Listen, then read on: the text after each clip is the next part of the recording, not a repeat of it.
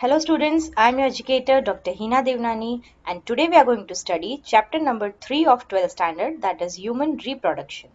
We have already understood the meaning of reproduction. Reproduction means to produce something again, and here we are going to deal with the reproduction in human beings. Human beings carry out sexual reproduction. That means two parents are involved in this process. These are some of the basic steps in reproduction. Let us see one by one. First is gametogenesis. Gametes and genesis. Gametes means the cells which are responsible for reproduction. There are two types of gametes, male gametes and female gametes. So the process of synthesis of these gametes is known as gametogenesis. Second step is insemination. Insemination means the transfer of male gametes into the female reproductive tract. That is the process. That process is called as insemination. Third step is fertilization. Here this image is shown over here. This image indicates fertilization. Fertilization means when the male gamete fuses with the female gamete. This is the female gamete and this is the male gamete. So when the male gamete fuses with the female gamete, that process is called as fertilization. And this is the actual process of reproduction. After fertilization, a zygote is formed and this zygote is divided and it is converted into a blastocyst. So that is the fourth step, that is the development of blastocyst. When a blastocyst is formed, it travels down to the uterus and it gets implanted in the wall of the uterus. So that is our fifth step, which is known as implantation. Once the implantation is done, slowly and slowly the blastocyst will develop into an embryo. So that is the sixth step, embryo development. And this development continues for around 40 weeks. This whole development goes on, which is called as gestation period in a human being. After the completion of gestation period, that is after the completion of 40 weeks, the child or the infant comes out of the mother's body, and that process of coming out is known as parturition. So we are going to see all these 7 steps in detail in this chapter. This is one of the most important chapters of your 12th standard. First of all, let us see both the systems, the male reproductive system and the female reproductive system.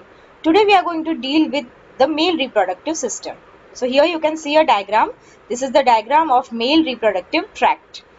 Now here you can see some labelings are there. All these labelings are the different parts of the male reproductive tract. These different parts have been classified into 4 categories. First category is of the testis, that is the male reproductive gland. That is the main gland in which sperms are produced. You can see here, this is the testis. Then we have accessory ducts. Many accessory ducts are there. One by one we'll be seeing them. Ducts means tube-like structures. Then we have glands. Here you can see prostate gland is there. Here seminal vesicle is there. These are the glands. These are also called as accessory reproductive glands. Why they are called accessory reproductive glands? Because they do not take part in the, or they are not responsible for reproduction directly, but instead they help in the process of reproduction. That's why they are known as accessory reproductive glands. And then there is external genitalia. This is the penis and this is called as the external genitalia in a male. One by one, let us see all these organs in detail. First of all, we'll start with the male reproductive gland, that is testis. Singular, it is testis. Pronunciation is same but the spelling is different. Testis is situated in the pelvic region, which is outside the abdominal cavity. You can see here, it is present outside the abdominal cavity and it is present in a pouch-like structure which is called as the scrotum. Scrotum can be called as the covering of the testis. It is a small muscular sac-like structure and it protects the testis. The function of scrotum is to protect the testis. It is a part of the external male genitalia and it is located behind the penis. You can see here, it is located just behind the penis and this is present outside the abdominal cavity. Now why it is present outside the abdominal cavity? Because the temperature inside the human body is a bit high and the temperature outside the human body is 2 to 2.5 degrees less, and this temperature is responsible for a proper and healthy growth of the sperms. If the sperms are present inside the human body cavity, what will happen? Spermatogenesis would not occur properly and it will lead to mutation in the sperms, and that's why the seminal that's why the scrotum is located outside the body, so that the sperms get a temperature which is 2 to 2.5 degree less. The shape of the testis is oval in structure. It is 4 to 5 centimeter long and 2 to 3 centimeter wide. Each testis has about 250 compartments, and these compartments are called as testicular lobules. Each lobule contains 1 to 3 highly coiled seminiferous tubules. What is this seminiferous tubule? This is the actual site where the sperms are synthesized or the sperms are produced. Seminiferous tubules are the site for meiosis. Here the cell division occurs, which is meiosis. In our whole body, in all the cells of our body, mitosis occurs.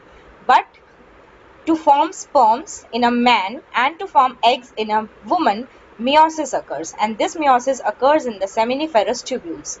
So the cells in the seminiferous tubules undergo meiosis and then they form spermatozoa, which are also called as the sperm cells. Here you can see the diagram. This is the TS of a testis. This is oval in shape. The scrotum, outer wall is the scrotum. The inner wall is called as the tunica albuginea. Here you can see some tubule-like structure, coiled tubule structures. These are the seminiferous tubules. This is the TS of a seminiferous tubule. You can see here so many cells are there. These cells are called as spermatogonia, and by undergoing several stages of cell division, they form the sperm. Here, this is the structure of a sperm. The inner lining of each seminiferous tubule consists of two types of cells. Spermatogonia that we have seen here in the diagram. These are the spermatogonia, and along with spermatogonia, there are certain other cells which are called as the Sertoli cells. Let us see the function. Spermatogonia are the immature male germ cells that undergo meiosis that leads to the formation of sperms. Because of this spermatogonia, sperms are produced. Each spermatogonium is diploid. Initially it is diploid, then it will undergo meiosis and it will turn into haploid sperms. Diploid means it contains 46 chromosomes and the sperms contain half of this. That means the sperms contain 23 chromosomes. Then we have the Sertoli cells. What is the function of Sertoli cells? Its function is to provide nutrition to the spermatogonia. Because the spermatogonia are the developing sperm cells, they need a lot of nutrition to undergo a proper development. That's why Sertoli cells are present, which will provide them nutrition so that their development is proper. Now you can see here in the diagram, here you can see there is a space between two tubules. This space is called as the interstitial space, and interstitial space contains interstitial cells. Here you can see interstitial cells. These cells were discovered by a scientist called as Leydig, and that's why these cells are known as Leydig cells. They are the regions present outside the seminiferous tubules, and they contain small blood vessels and some immunocompetent cells along with the interstitial cells, which are also called as the Leydig cells. Now, why these Leydig cells are present here? They also have some significance. What is the significance? They are the cells which synthesize and secrete testicular hormones called as androgens. I hope you all have heard about these androgens. The most frequently used androgen is the testosterone. Testosterone is a hormone which is responsible for generating all the characteristics in a male. Now, after testis, the second part is the accessory ducts. There are 4 different accessory ducts. What is the function of these accessory ducts? They are used to transport the sperms from the testis to the urethra for their release outside the body. And these 4 accessory ducts are retitestis, vas efferentia, epididymis and vas deferens. Let's have a look at the diagram again. Here you can see retitestis. After the seminiferous tubules, small tubules are there which are called as retitestis. Then have a look at this. This is a very long tube and it is coiled, and this is called as epididymis. So these are the 2 ducts which are present inside the testis. After that, here there is another duct which goes inside the abdominal cavity. Till now everything was outside the abdominal cavity. Now the duct will go inside the abdominal cavity, and the duct which goes inside is called as the vas deferens. So vas deferens goes inside, it makes a loop over the urinary bladder, and then it comes out in the form of urethra. So that is the 4th accessory duct. So these are the 4 accessory ducts. Let's see these one by one. Retitestis, these are the ducts that connect the seminiferous tubules of the testis to the vas efferentia. Now between epididymis and retitestis there is another duct which is called as vas efferentia. This is just a connection between the retitestis and epididymis. Vas efferentia leave the testis and open into the epididymis that is located in the posterior surface of each testis. You can see it very clearly over here. This part is known as epididymis. Inside the testis there is retitestis, then there is epididymis, and there is a connection between retitestis and epididymis which is called as the vas efferentia. Then comes the epididymis. It is located on the posterior surface of each testis and it opens into the vas deferens. Vas deferens, it is a very important duct because this is the only duct which takes the sperms or takes the seminal fluid inside the abdominal cavity. It is a duct that extends into the abdominal cavity and loops over the urinary bladder. It receives a duct from the seminal vesicle. Do you remember what is seminal vesicle? It is an accessory reproductive gland. And then this duct opens into the urethra where it is called as the ejaculatory duct. So the ejaculatory duct and the vas deferens are the same. What is the function of ejaculatory duct? They store and transport the sperms from the testis to the outside through the urethra. And last duct is the urethra. It is a thin muscular tube. It originates from the urinary bladder.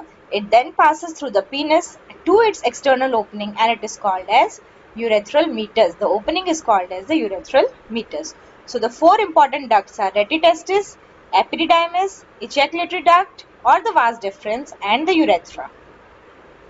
These are the accessory glands: seminal vesicles, prostate gland and the bulbourethral gland. What is the function of these 3 glands? They secrete products that mix with the sperms to nourish and protect them. Let us see one by one what is the function of these glands. First, the seminal vesicle. They contribute approximately 60 to 70% of the fluid in semen. What is semen? Semen is a fluid in which sperms are present and along with sperms, the secretion of these 3 glands are present. So you should know the definition of semen. It is the fluid which consists of sperms and the secretion from the 3 accessory glands. That is the definition of semen. It has been asked in board exam quite a times. The secretions of seminal vesicles are rich in proteins, enzymes, fructose, vitamin C and prostaglandins. The high fructose content provides nutrient energy for the spermatozoa. You can see here this energy has been written in bold letters. Why? Because that is the function of seminal vesicles. Now why does the sperm needs energy? It has to travel a long distance to reach the egg or the ova in the female reproductive tract. And to travel for such a long distance, it needs energy.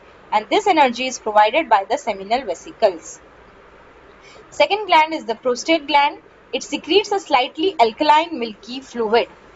The function of secretion of prostate gland is to provide alkaline medium. Why? Because the vaginal environment is acidic.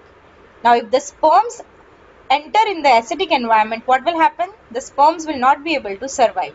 So to neutralize that acidic environment, the semen contains alkaline fluid.